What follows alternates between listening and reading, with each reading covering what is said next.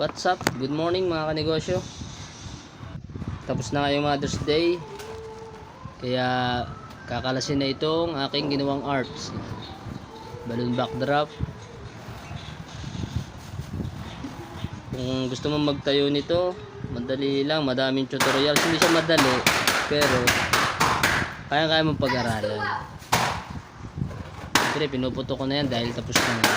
3 araw din ito nakatayo dito sa pot grill mga. Hindi ko na nga nalaman kung marami nagpa-picture.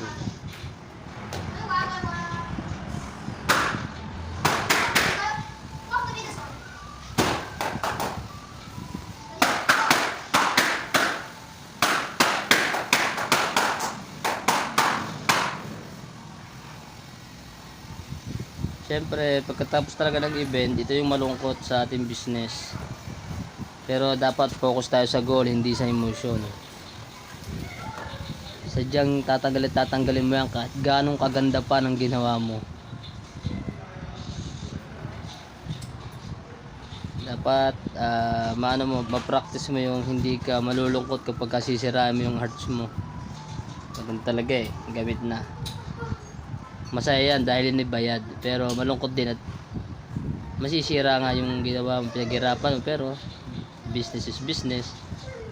Kaya dapat kailangan galingan.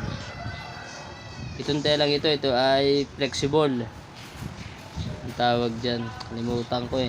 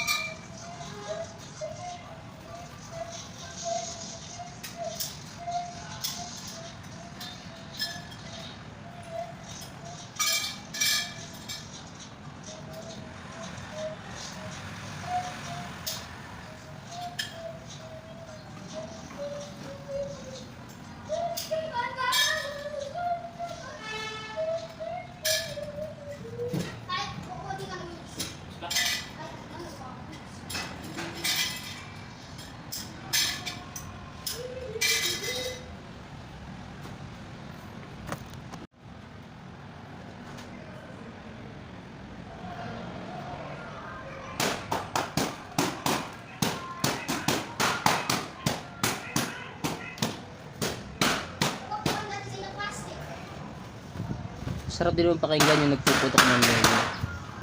Kaya kung plano nyo, subukan nyo, walang imposible.